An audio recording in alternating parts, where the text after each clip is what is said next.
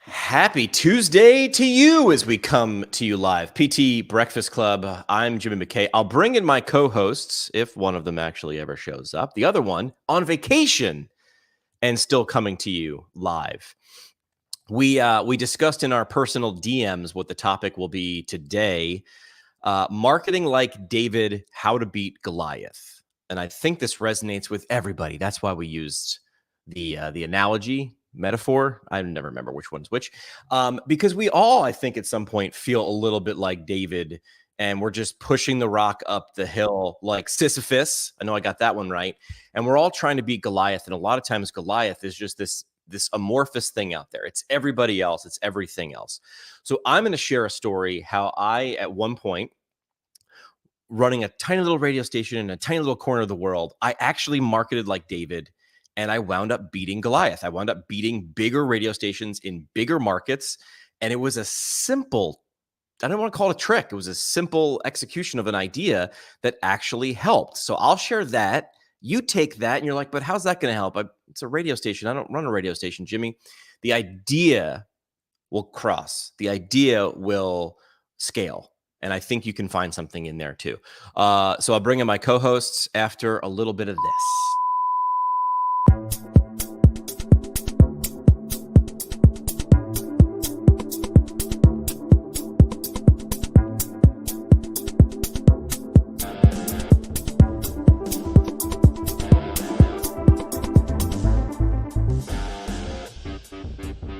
We're learning and growing. I shortened the intro. Dave's frozen as always. I'm going to screenshot that. That was a good one. Good morning to you guys. It's Tuesday morning. I'm Jim McKay. That is Tony Maritato. He is Dave Kittle. And this is PT Breakfast Club. Tony is doing something a little bit special. You're on the road. We're like college game day. You're like on vacation. You're remote. Yeah, this is one of my favorite weeks of the year. This has been a family vacation. We do it every year. I think this is year 13. And what we do is we get a big house, Hilton Head Island, right on the beach, and 5 families share the cost of the house. But this is all immediate family. So my wife, her brothers, her sisters, and their family, their kids.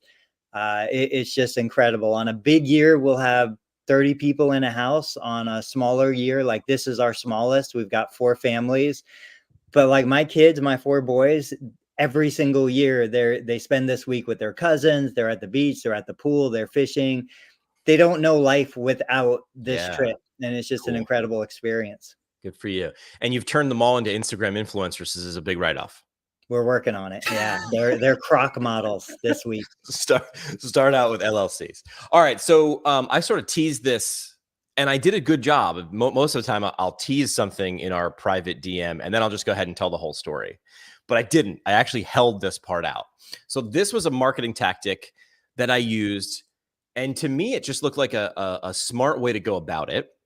And it worked for a radio station back in, I don't remember, when was SMS? Like 2004, like SMS in terms of like adoption on flip phones, and then business, of course, was like, how do we get into, instead of the inbox, how do we get onto people's actual phones? That's the holy grail.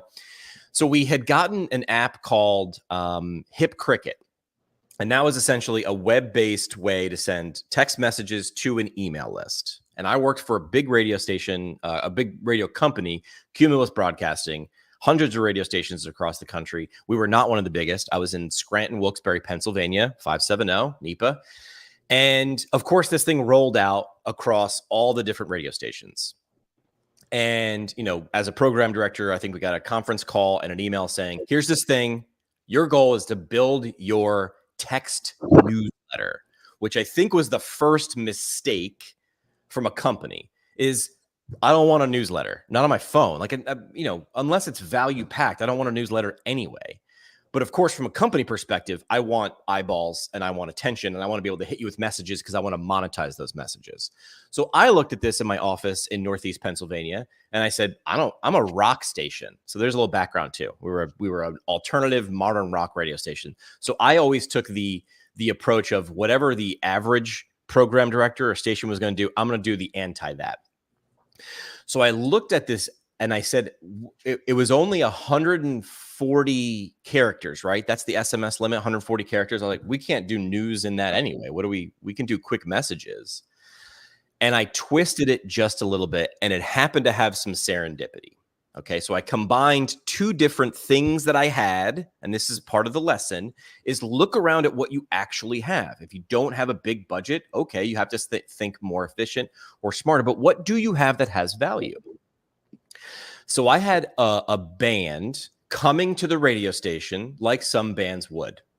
And I turned to the record rep and I would always say, hey, can the band come in the studio when they're in town? Of course, we're going to promote the album. We're going to promote their concert, which is, down the street. No big deal. Can they play 3 or 4 songs live? And they go, absolutely. Acoustic? And they go, yeah. They go, easy. They'll bring in the guitar. They'll bring in the bongos, whatever they'll do.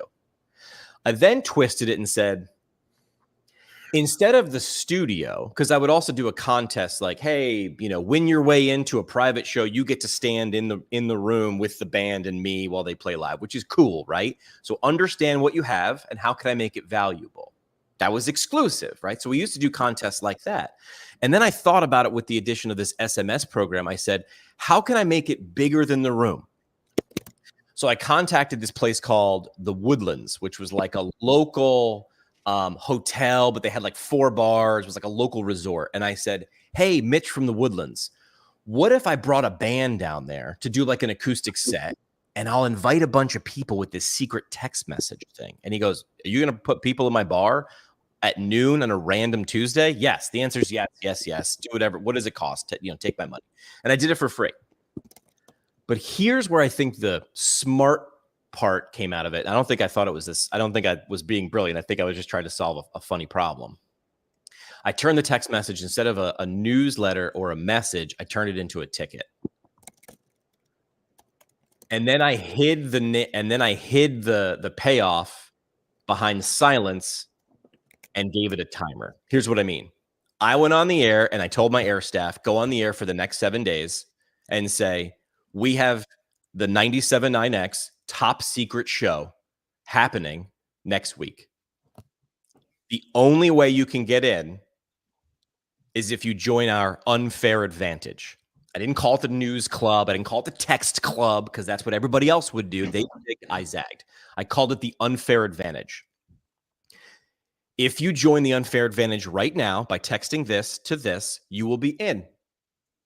And then at 5 o'clock on Friday, I'm going to send out the tickets to everybody who has the unfair advantage. If you join at 5:01 on Friday, you cannot come. You cannot buy your way in. If you join at 4:59 or before that, like right now, while you should be taking out your phones, you will get the ticket. Decide if you want to come to the show or not. You'll at least have the ticket, right? This was one of the coolest parts in radio was we never had live feedback other than the telephone, right? But I was able to watch the dashboard on this app, Hip Cricket, and watch when I mentioned it at 5:03 on Tuesday, I got 75 people. I got 127 people. And it was great because it showed me the different ways I said the message, the different way I hid the trick would react better or worse. And I could tailor the future messages to that. So look at a couple of the different elements. I could have went and said, we have this band coming. I hid that. I understood what I had. I had the element of surprise, so I hid that. I also had an exploding offer. If you get the unfair advantage at 4:59, you're going to get your ticket. If you wait, you'll lose it. Right? Now, keep in mind, I was going to let everybody in anyway. There was no way. There were no QR codes back there. There was no way for me to know if you had just forwarded it to your friend or not. I also didn't care because my job was to get as many people to want this unfair advantage as possible. I even went so far as to say, what would they be thinking? I was like, listen, get the unfair advantage, get the text message on Friday, and then just reply stop if you don't want it. But then I knew I had an opportunity. If I just continued to overload on value, you'd never think about getting rid of it because you saw it as, it's going to be a little interruption of my day. But what if we had Metallica in a few months and you didn't have this? So then, of course, 5 o'clock on Friday would roll around.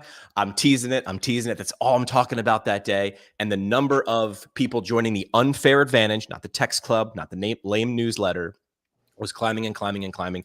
And we did, I think in the time I was at that radio station, we did about 15 of these top secret shows because I understood what I had. I had a relationship with record companies. I had access to bands who were already okay with coming to the radio station and giving me 30 minutes of acoustic show one-on-one. I just said, I'm going to change the venue. I'm going to put it at a bar. After I started doing this for a while, though, the band started being like, listen, we sort of see what you're doing. I also started to get resistance from the concert promoters. Concert promoters are essentially professional gamblers. Okay, I've got this band. I'm willing to book the venue at this cost. I know who the band is at this cost. At this ticket price, will I get enough people after spending advertising to make money on this show? So they started pushing back on me like, dude, you're giving away essentially a free concert at a venue. You're sort of stealing my thunder. And the bands were like, it's a little more effort to go to a venue than just go to the radio station. But wait, I solved their problems to the point where they were begging me to do more of these. So let's start with the band. I sat in the band seat and I said, because being a rock star is all luxury. It's not. It's not. I said, what do they value that I have? Well, I mentioned where I did the first top secret show was at the Woodlands. This is this local hotel with a bunch of bars in it. It's like a resort. To the Woodlands, a hotel room, it's a gimme. Like to them, they're a hotel. It's nothing. To the band, if they're on the road, a lot of times they're out of pocket with lodging and food. So unless they're booked for the day, they're on their own. So I said, you do this show, I'll get a hotel room for the entire band and your crew. I'll take care of you. And I just bartered it with the hotel because, again, the hotel was like, I want the show, I want the show, I want the show. I was like, great, I need 6 hotel rooms and I need food for the band. And now the band is not happy. They are thrilled. I also understood where the band sat in terms of merch. When they sold a T-shirt at a concert venue, the concert venue got a nickel or several nickels. So I said, you can sell merch here and it's 100% yours. I don't want you to touch it. Just do it. Just do a meet and greet after. Just sign some stuff and then put your merch stand right. And they were like, oh, so now not only the bands are they okay with doing it? When can we do the next one? When can we come through Scranton again? Which is something no one ever said. When can we go to Scranton? I love Scranton. I love you. But now the bands were thrilled to do it. But now I've still got the biggest money pot mad at me, the concert promoter, which we had good relationships with because they bought advertising from us. I had to solve that problem. So again, this is early SMS. I'm going to say this is like 2005 or 6 when we started doing the first top secret shows. I said I put myself in their seat. What does a concert promoter want to do? Well, he wants to make sure I'm not taking money out of his pocket. So I decided to put money in his pocket. So I said, you have one of those remote credit card-y things? And he goes, yeah. I go, cool. I'm giving a little taste. This is not plugged in. This is acoustic. What if you brought one of those little credit card-y things and I'll let you sit right next to the band and their merch stand and you can sell tickets on site to the concert that's happening later on tonight or tomorrow, whenever it was. And he was like, hang on. Tell me more. And I'm like, yeah, look at the bell curve. You have people on the right side who are the band's super fans. They already have tickets. They didn't even need to hear the commercials on the radio station to know that the band was coming and then they were going to buy tickets. They are not of concern to you. You have people on the left who are going to come to the top secret show with me, get their fill, and never, ever consider buying a ticket. They were never going to buy a ticket anyway. That's the far left of the bell curve, right? And now, my friend, I'm going to give you the big middle, which is the biggest opportunity, which is the biggest ceiling, which is the people who you have a chance with. And the concert promoters saw tickets go through the roof. So now the concert promoters went from, you can't do this, you're stealing the thunder from my show, to, can you do it with every one of my concerts that comes through town? So there's a bunch of lessons in there. One, in terms of communication, is understand what value you actually are providing or what you have. And then how can you communicate immediacy, high value? How can you repeat a message? You know, that's what marketing is, saying the same thing 1,000 different ways. And then in terms of building something, what do you actually have? I understood I had relationships with bands, what they were willing to do already. And I figured out how to bundle them. Shout out to Flow and Progressive. Because when you bundle things, it becomes not the sum of their parts. It becomes, in my opinion, you're multiplying value, or it feels like a multiplication of value. And I made sure everybody, and usually it's scary when you say this, when everybody wins, right? Hey, I'm here for everybody to win, right? It's usually the sign that somebody's trying to scam you. But I really was trying to solve other people's objections. Why would you not want to do this? Let me figure out if I can not only break even, but give you more, which was, jab, jab, jab, right hook, as Gary Vee would say, which is like, how do I give? And then what did the radio station get out of it? I didn't get any money on tickets. I didn't get any money out of this, but I built a relationship with the Woodlands, who's already an advertiser, but now they were like, yeah, we want this every time. Great. Record companies and bands loved us, like asked for us by name. But I understood what my ultimate commodity, my ultimate currency was: attention. People were now telling, when are you doing the top seat? It had a name. That's also a valuable thing. I gave it a name.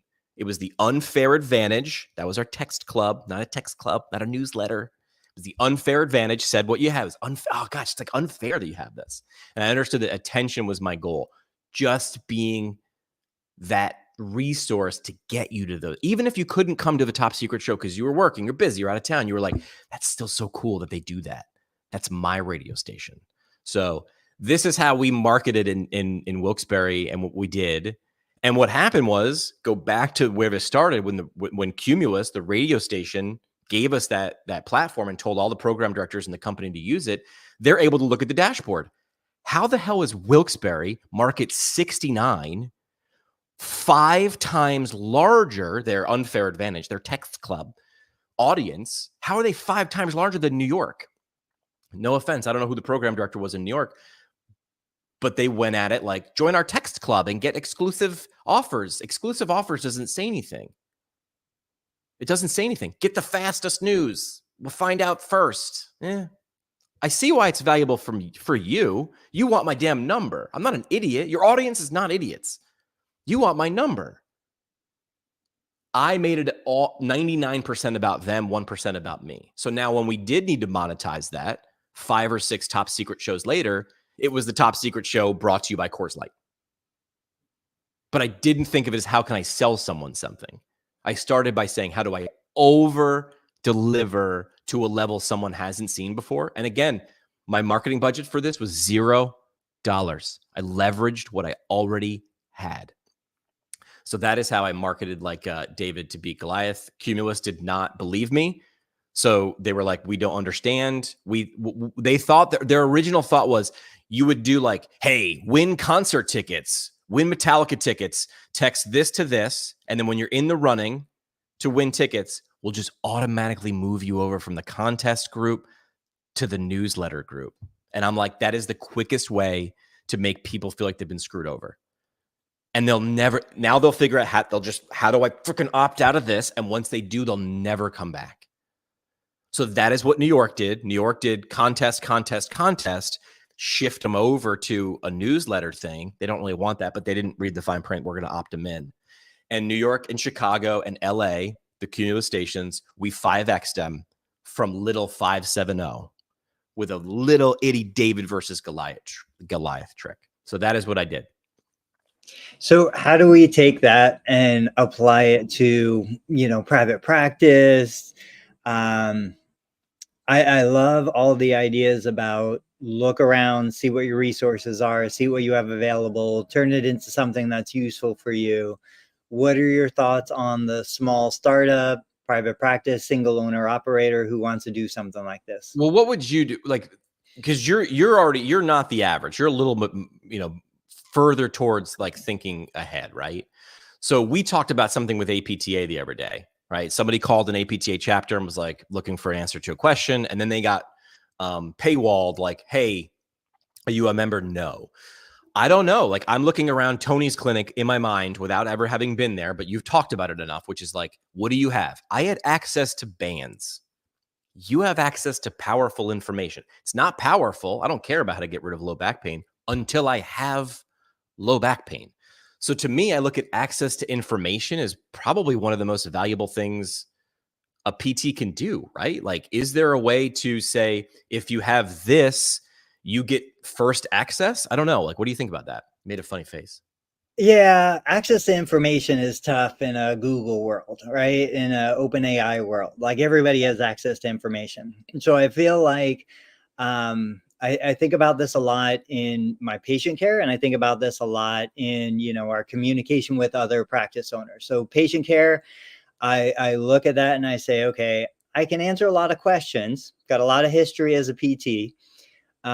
Probably an aspect that I could deliver is knowing the questions before the consumer, the patient wants to ask them, or even knows what questions to ask. That's something of value. Oh, I didn't think about it that way, or I didn't think of that question. And then providing different perspectives, and resonating with an audience. So one of the first videos that really took off for me on YouTube was a video where I basically said, look, if you had a knee replacement, you don't have to sleep flat on your back with your leg elevated and your knee straight. It's okay to sleep on your side. It's okay to sleep in different positions, especially if you're working on range of motion or you have full knee extension. Like, everybody's getting the message, you have to sleep flat on your back with the knee straight. But that's talking to people who might have full knee extension. They don't need to do that anymore. So I was able to put a video, and to my knowledge, I was the only video that specifically said you don't have to do that, and this is why. And so that was a unique perspective that other people weren't sharing. In business, kind of the same thing. Like, I don't know, we haven't announced this to the audience, but we're talking and playing with a newsletter idea and a couple other things. I'm like, what do therapists really want? Therapists don't need to hear all the same information. Consumers don't need to hear 5 tips for drinking enough water on the No, beach, right? They know no. that. But in therapy, it's like, what are things that I could deliver that other therapists genuinely value that maybe they're not even thinking about? That's where I think we have the advantage. I think the outline that I gave or the thing that I did, you might not see it's applicable. But as soon as you can tease the elements out of it, because I think the closed-minded person is like, I don't have access to big, gigantic, nationally touring bands, Jimmy. I don't have a giant, massive audience. And I would say, yeah, you don't. But that's where I just kept looking around. Radio's not as glamorous. I know it's going to shock some people. It's not as glamorous. My marketing budget for a 50,000 watt, $5 million a year radio property was $0. And a lot of people scoff at that and be like, what are you talking about? I'm like, if I wanted to do t-shirts, and I can tell a t-shirt story, but if I wanted to buy a bunch of t-shirts to give away as part of a promotion, I had to go to my general manager and say, here's how I'm going to bring in $100,000 and I need to spend 18. And he would go, great. But you can't, I can't say I'm going to bring in 18 and spend 18. He's like, we got lights and we got 401ks and we got health insurance. Like, otherwise you don't buy cornflakes. And part of that, like, it would have been nice to have a little budget, but as my predecessor, Chris Lloyd, taught me, he's like, it made us really, really crafty. Like, Sure. he handed me a radio station after he had sort of built it into something, and then he moved on to an even bigger radio station. He's at WBAB in Long Island. Like, dude knows his stuff. But he was like, dude, we started here. He's like, I had a van and multicolored copier paper, and I could make as many flyers as I wanted. But it made us really crafty. Like, again, like, I'll tell the t-shirt story another day. It was a pretty good one. But I looked around and said, what do I have? So I don't know. I think maybe the lesson is like, what do you have that people would die to? When you start talking about it, it passes the eyebrow test. Like, oh, like when I tell people, like, I work at a radio station, that was cool. And then I'm like, yeah, we got this band coming in the studio. It's going to be just like me and like 15, the band and 10 people. And like, wow, you can't get that. I'm like, that is interesting. It was my former morning guy, this guy by the name of Jim Bowen, who was like, remember, like, we hang out with bands all the time. So like some band coming in that you're like, yeah, they're cool. When you bring in a winner, like a real fan, he's like, understand that that's probably one of the coolest moments of their year. And it changed how I acted in those situations. Instead of being like, yeah, that's cool, I was like, I'd like start pumping. Are you ready? Like, the band is so excited to meet you. And I started doing the same with the band too, understanding these guys are rock stars. They do this all the time. But I'm like, these people really like you. And a lot of times that's why bands started. So I think what this experience did is it started making me think about everybody else and how they're experiencing the same exact situation and thing. And then how can I one up that? How do I yes and that? How do I four seasons experience that? How do I say like, gosh, if I were you and this were my favorite band? So I would like start to put together like packages to the band. They'd walk into the radio station like they did every 3 days on tour. And I'd have like I would like find out from their manager what their favorite food was. And I'd have that. And that cost me $100, but I traded it out anyway. And then I made sure that the deli that got me the whatever got signed stuff and they could put it on the wall. Like I literally was like going through the experience and going, oh, so now the band walks in and they have their favorite food. And they're like, oh, this is like, you dig the fact that we're here. Absolutely. And then there's a spread of like glossy 8.5 by 11 photos that I got from the record reps. And I was like, hey, we're going to give these away over the next couple of weeks to promote your show. And they're like, okay. After we're gone, like you really care about us. So I thought about it from a lot of different perspectives. So I think if I didn't give any way tactical advice to healthcare providers on this, it would be, if I gave one, it would just be this. Think about it from every perspective. Like one of the coolest things I think I heard was when Jerry Durham told me that in one of his clinics, he would spend a day, not an hour, but a day sitting in his lobby, sitting there and just watching the interaction and listening and writing down what the first question was, how his person answered it, what that person looked like after they, like just looked at the experience. Cause he realizes like, oh, I'm not in the delivery of healthcare business. I'm in the experience business. And that goes further. One is a commodity, one's a transaction, and one is a potential relationship. So I don't know the answer. I came with a story. I'm not bringing answers. I bring stories, Tony. You know that about me. But I look around at what you have that people would die to have or know and figure out a way to not put a paywall behind it, but give it away in different ways. I don't know. Yeah, I'm trying to think back to like when we were just starting, small community, Siesta Key, Sarasota, Florida. Obviously, things that we had that other private practices didn't have. We had availability, right? So we could bring people in within an hour's notice. I can remember taking phone calls from primary care docs who said, I've got Mrs. Jones. She's in my office. She's in miserable pain. Can you guys see her right now? Can I put her in a car and send her to you? And we did. We could do that.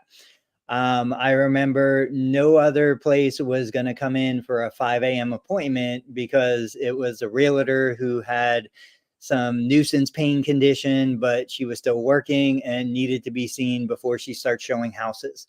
Or we would stay late. We would come in on Saturdays. Even today, like right now, I have a couple orthopedics in my town that for some reason want to do manipulations under anesthesia on Friday, even though they know no other clinic will see a patient for Saturday, Sunday mobilization except us.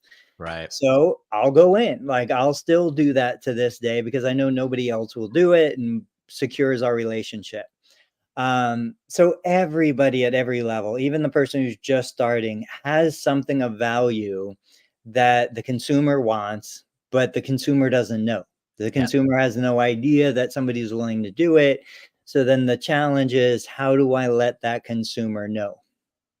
Yeah, you have to lead from value. And this is the setup I have. It always gets a giggle, which is like, nobody in college was bragging about friends with features. Everybody talked about friends with benefits. So of course you guys can make fun of my pyramids. I do love me a good pyramid, but you're talking about access, right? You're saying the physician who is going to do the manipulation under anesthesia on a Friday then looks around and agrees that like, well, this person needs mobilization. I need someone who's going to be there. So I need access to that person. So you can figure out, if you're watching a live stream, which one of the values that you're actually providing by being the only one who's there on Saturday when people aren't. Yeah. You are now one of one. You are not one of many. So yeah, I think paying attention to just because you're a PT, everybody keeps telling me how different they are. I'm different. Tell me how you're different. And then they start the next sentence with I. And I'm like, nope, no. You can see me on Saturday and you can't see anybody else on Saturday. Christine brings this up. Christine on LinkedIn, Christine Gornagay. I was just thinking about how to apply this problem of disseminating evidence directly to physical therapists so we don't have to wait years and years to apply research to practice. Has anyone heard of a virtual journal club potentially getting? Yes. I mean, I'm not knocking Christine, but yes, this idea has happened. This idea does happen. I pitched this idea because I'm on the board of trustees of the Foundation for Physical Therapy Research. So let's go through this. I think this is a good one, Christine. You bring up good questions to give us good responses. I was thinking about the problem of disseminating evidence directly to physical therapists. Is that a problem? I have access to I have access to the most information in the history of the world. I don't think access to research is a problem, Tony, right? Because even if I don't have access to a journal, I go on Twitter and I go, hey, who's got this? And then 5 minutes later, it shows up. I do not think access to even behind the ridiculous paywalls is the actual problem. I don't think I like where you're going, and I had the same thought. Let's do a virtual journal club. And I think that is good. Actually, I just started working for an organization, Vestibular First, and they do a monthly journal club. And it's actually pretty big because they're super, super, super niche, vestibular care. Yes. See, now this is where I was going, and this is why I like live streams. Christine comes back in. The problem is time. I don't have time to read research and make sure it's good research and figure out the best way. Yes, double down. Christine went from, in my opinion, not understanding the problem, although I think she did, but when I pressed, it showed that she really did understand the problem. Time and quality, which Tony knows what I'm about to do. Bring up my pyramid. Time and quality. Can you save time and make sure that this is quality? So here was my idea, and I'll give it away for free because this isn't my idea to solve, I don't think. And I think I pitched this to you, and I don't think you got excited about it. That's why but also it's not my jam.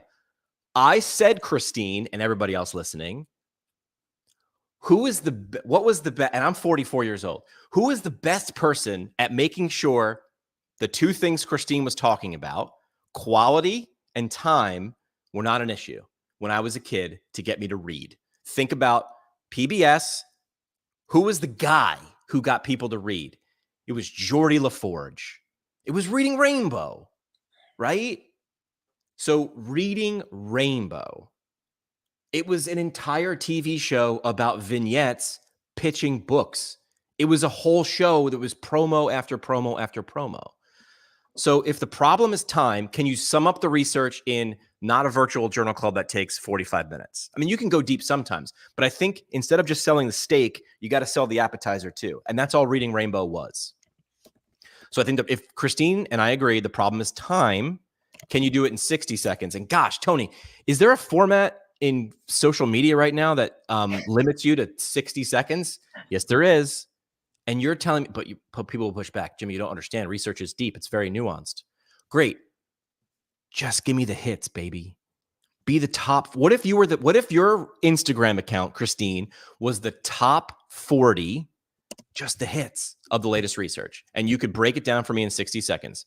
Here's the workflow I would do. Take the research, train an AI, have the AI understand the research, and then break it down to a 60-second reel script, make it fun, quick cuts, B-roll, pictures, and then lead to a monthly journal club. The quality thing, I don't know, peer-to-peer, look at the ones that are coming up in attention, although that doesn't always equal quality. But I think Christine highlights the time and quality. Those are the two big problems, I think. Yeah, no, I agree. Like I go back to college. I remember Cliff Notes. I wasn't going to read the whole book. The Cliff Notes gave me the summary, gave me the understanding. If I'm paying for an experience, I want the full 2-hour experience. But if I just need the information, give me the Cliff Notes. Now we have the abstracts, which are openly available to pretty much everyone. Right. If you need deeper than that, obviously you can go get it. Now, what Christine is saying is, or at least this is what I think she's saying, I want somebody to curate the best of the best information, deliver it to me in a consumable format, to keep me up to date, keep me abreast of the information. And there's huge money behind that. There's lots of examples of how that can work. I know my two favorites, Paul, I think his name's Ingram, and from Pain Science, and Lars. Like those guys, they are right up my alley. They bust all the myths. They fix all the misconceptions, but they give me these little snippets that I can just share. They're the only two guys that have content that I share on my Facebook feed. And it's great. I love it. So I do think it's out there. If it's not out there, there's the opportunity to be the person who puts it out there. But yeah, I was thinking the other day, I was like, gosh, I wish everything could be turned into a short, a snippet. Just give us a little taste. And if we want more, we'll come back for seconds. And I'm not saying don't do the hour-long journal club, because Helena and Patrick, who I get to work with now at Vestibular First, like, what do you mean? I'm saying, how do we cut that up, or how do we synthesize that? So now it's Aunt Annie's pretzels. It's, I didn't want a pretzel while I'm walking down the hallway at the mall, and then I smell it. Yeah. I'm like, well, maybe I'll have one, and then I take the free one, because who wouldn't take the free one? Then I'm like, give me the damn pretzel. So interesting question I want you to answer. Christine highlights the problem is time and quality. And I agree. I think this is the actual problem. I think both of those things are subjective. Subjective. Well, quality is easily subjective. But you're like, dude, time is objective. I can measure it. But how long I'm willing to give, 60 seconds might be too long for some people. An hour might be not enough time. So I think both of these things are subjective, which my response would be, then make a small, a medium, and a large. Make a reel, a chapter, 2 to 5 minutes, and then make an hour-long version. And you have now the gamut. She said, as a consumer of research, this is also subjective. As a consumer of research, Christine says, my one concern would be, how do we make sure what I'm hearing is valid and trustworthy? That would be the next problem to solve. This is never going to end. It's always going to depend, right? Because if Tony and I are arguing on Twitter about something, and then he just keeps throwing up studies, and I just keep being like, well, that had seven people in the study, and the power, I'm using research terms like I know what I'm talking about, and the power of the study and the way it was done, look at the flaw. You have to, this is where, Christine, you have to do what Tony just did, is like, I like Lars and this guy because I've sniffed around their stuff long enough. I now trust them. I went from knowing about them to liking them to trusting them. So this question, I think, Christine, can be solved by proving it over and over and over again. But you're never going to get, I know there's a gold standard in research, but this is always going to depend. Christine's going to work. That's why we do these live streams this early. I think why aren't we the morning show of physical therapy? How cool would that be? Yeah, I think we're getting there. I think we need more sound effects. We need more laugh tracks. I'll get on it. We'll put those things in. All right. Well, Dave's having some internet issues, or his baby was giving issues. I do see a lot of Dave running. He's now the dude with the running stroller. He's that guy in Manhattan, nice. Or in the city. I think he's in Brooklyn. He's that guy now. I talked a lot. You could tell I was excited about this. I think we're getting a flow, which is like, in the beginning, we were like, live stream. What are we talking about? Now we're coming in hot. We have a running list of stuff that we can talk about ad nauseum for months. I went marketing David like Goliath. What did you want to talk about today? Or are you just like, I'm in beach mode? No, I do. I shared this with you and Dave last night. One of the things, and I'm going to pitch this actually to anybody who watches this episode, and this flows right into what you were saying, like, look around, what are your resources? How can you take advantage of the assets that you already have? So I've been talking to a lot of product companies, and as I'm kind of mulling through this, they want to do collaborations. They want me to create video content for them. But ultimately what they want is they want to sell products. And so I'm like, how do they get these products in the hand of the consumer? Who's the consumer? Are these products that go to physical therapists? Are they products that go to the patient directly? And these are products at different price points. Some of them are $3,000 products. Some of them are $30,000 products. So I got on with you guys yesterday just through Messenger, and I said, hey, I want to pitch this idea, and I figure we'll share it publicly. So I keep thinking about a $30,000 product, right? Capital investment. And I've shared posts and people have said, well, I bought this for $50,000. And I'm like, how do we make something like this work? How do we reduce the risk? I'm a practice owner, but I don't want to invest $50,000 into an item, even if it promises to return a positive return on that investment. Because I've done it before and I've lost money on every single one. I remember buying a $6,000 force plate that I thought I was going to use to improve, running analysis and all this stuff. I never used it once. I bought a $2,500 breathing device that measures your basal metabolic rate. I think I might have sold $500. How much was that?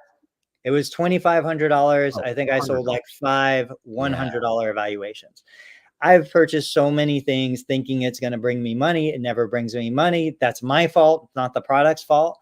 So I'm like, how do we reverse this risk, spread the risk? So I said, maybe instead of, and this is an idea for anybody who's like, I want to do non-clinical, but I still want to be involved in the profession. Instead of the therapist or the practice owner buying the device, I'm like, well, what if a third party comes in, buys the device, finances it, puts it into a clinic location. The agreement is clinic owner is going to pay product owner. I'm just going to use raw numbers, $500 a month for the device. The financing is $500. So there's no profit margin yet, but the product owner will figure that part out on their own. Let's say 3 months in, the clinic owner has great aspirations, great ideas. They're going to use this to drive cash pay services through the roof. They're going to make all this money. It doesn't happen. It doesn't happen. Now, instead of signing a 5-year agreement to purchase this device that you're not making money on, you and the product owner say, it's not a good deal. I'm going to pay you the money that I owe you for the 3 months, paying it on a monthly basis, but I want you to get this out of my clinic. Okay, no problem. Product owner comes in, takes it out, moves it down the street, puts it in the next clinic, and then the third clinic. One of those clinics is going to monetize that product. They're going to make enough money. The product owner is going to monetize that product. Maybe they do a profit sharing above the minimum rental fee, or they have some other way to monetize that.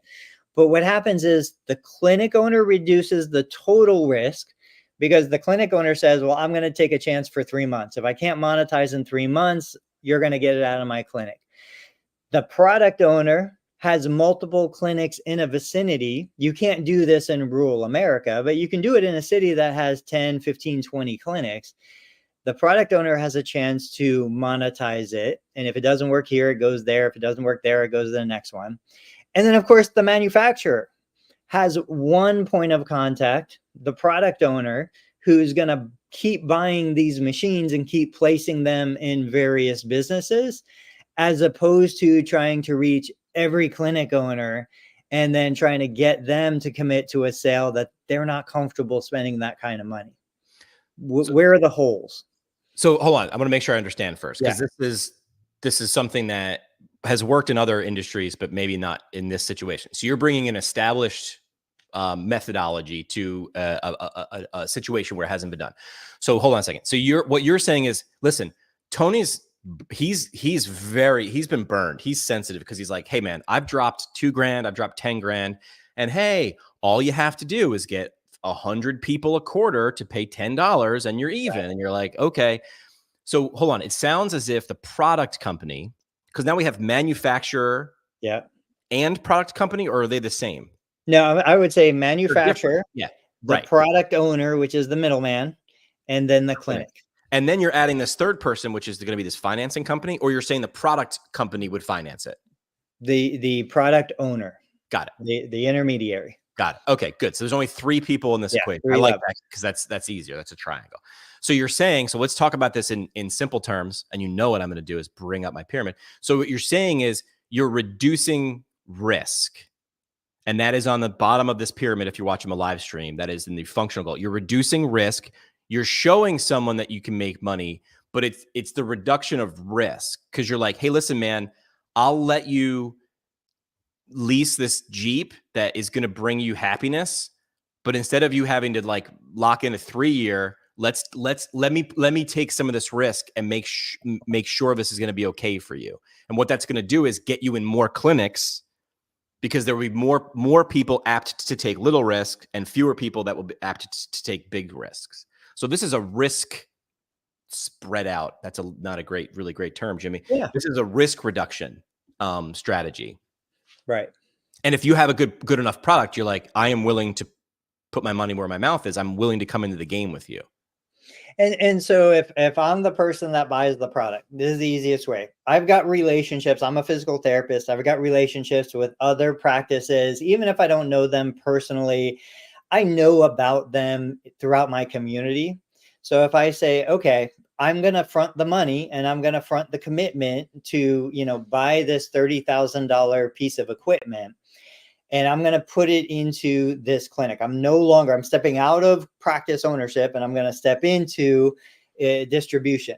I put this piece of equipment in Jimmy's clinic. Jimmy doesn't have expertise, but he knows he needs to make more money. He knows Medicare reimbursement's going down. He wants cash services. Well, I own the equipment. I obviously understand the selling points. I understand the marketing. I can get people to contact Jimmy because I can say, hey, Jimmy is the only one with this $30,000 piece of equipment. And then if Jimmy still can't make it work, then I go to Dave and I see if Dave wants to put this in his clinic. And if that doesn't work, I go to Sam and Patricia and anybody else. I think of it almost like a vending machine. Now, if I put a vending machine in a YMCA, the YMCA isn't paying me for that vending machine to be there, but the vending machine profits go to me and there's a profit share with the YMCA. It's kind of that same idea. I own the vending machine and I'm putting it in the facility, expecting it to turn a profit that's profitable for the facility and for me as the owner of the vending machine. And just instead of vending snacks, we're vending fitness, we're vending CPT codes, we're vending something. So Tony, turn to your right, just rotate to your right and look that way. There you go. So instead of us being like this, like I'm going to sell you something and we are going to have an interaction. What you're doing is this, which is like, how do we get on the same side of this equation so that the rising tide lifts all ships? Because I understand, I'm putting myself in your perspective going, this risk might be a lot for you. You've tried something similar. Let's do something similar in a different way to mitigate your risk so I can help you. So when if I'm selling this to you, the minute we sign a dotted line, it's over. I did my thing. I move on. This is like, let's build a relationship. And you're saying like that I like that because we're in this together. Yeah. And it's not like sign up forever. Right. Right. And we know therapists by nature are just risk averse. We know therapists in smaller independent practices don't have boatloads of cash to invest. Yeah. Another version of this that I looked at was like JT is a physical therapist that built a mobile physical therapy clinic. He put it in, I don't know if it was a van of some kind. I want to get him on the show. I want to interview him. I want to talk about the lessons he learned because I'm sure there were things that he was expecting to happen a certain way and it happened a very different way. Yeah. But even something like that, I'm like, well, if I was to get a Sprinter van, and even some of the Amazon, vans that they're done using and they're just going to sell off at some point, if I was to buy a Sprinter van, put a very specific, unique piece of equipment in that Sprinter van, and then start to kind of mass produce a fleet of this, could I put that in the hands of a therapist who wants a mobile business? They don't have the financing behind them. They don't have the risk tolerance to invest $150,000 in building the Sprinter van and the equipment, but I could. And so if I could do that, put it in the therapist's hands, give them a shot at independence and private practice ownership. And if it doesn't work for them, I take that back and then I put it in the next therapist's hands and in the next therapist's hands until we hit success. I think there's opportunity there. Bo saying his buddy Mark did that in Austin, the Sprinter van PT. I don't know what it is about Sprinter vans. I don't need one, but I really want. I don't know. It looks like a vacation on wheels. There are dogs, like not even just dog PTs, not canine PTs, but just trainers and personal trainers that have dog treadmills in Sprinter vans that go out to the home. Again, the model has been used and proven. Nobody has applied it to our profession yet. Let's take the model out of it and just look at I love boiling things down. And what you're doing is like, listen, like we often undervalue what we know and overvalue what someone else knows. And the funny part is they're doing the exact same thing. So I couldn't remodel a Sprinter van if you gave me $10 million in 10 years. It's not happening. Like I do not have the skills. I could watch a billion YouTube. It's just not my thing. So I then look at someone who could and I go, that's super valuable. Like, look at that. I couldn't do that. Meanwhile, my buddy who's like a carpenter is like, he'll look at something, snap a few pictures and be like, I could do that in a weekend. right? So figure what that's what this whole episode is about. Like, understand what is super simple for you that could have the biggest value to someone else. Hold on. And then figure out how to get the longest lever arm, right, possible. So if you're like, all I want to do is be a great therapist that rolls around Austin, Texas, like, like Bo is talking about with his buddy Mark, but you can't saw a piece of wood, or you don't know how to modify a van, like, understand that situation, if you're good at logistics and organizing thing, and you're willing to take on a little bit of risk to understand that and build relationships to find people who would either drive those vans or buy those vans, that is a business model. And I hope someone steals it. Yeah. Hey, let's do final thoughts because I need to run. You're at the beach. I'm surprised you're here. Final thoughts, parting shots. What do you got? All right. We both said the same thing today. Every single one of us watching this, hearing this, has something of value that we're not taking advantage of. We're not leveraging. We're not pulling the longest lever. And that's part of the reason why things just feel so hard. And if you can't recognize what that hidden value is, ask somebody else to tell you what it is, because they see it even when we don't. Yeah, it's really easy for me to point out the obvious stuff in other people, and then I'm sitting here in my own kitchen going, I thought I was good at that. I can't do it for myself. It's also the cobbler's son has no shoes, right? It's like we do for others, or we tell what others to do, and then we don't do it ourselves. I would say, what did I do? I told that story. I would say, look around at what your value actually is. This is simple but not easy, I'll say. It's a simple exercise, and do it however you want. You can take those personality tests if that's your thing. You don't have to. You can talk to someone else. Understand what value you bring, then work out from there. And also, I would add, physical therapy is not your value. That might be how you share your value, but that's not your value. Your value is something different. It's deeper. How you might transmit that is in the delivery of physical therapy, but your value is different. And I'm not just playing with words. Tony, enjoy the beach.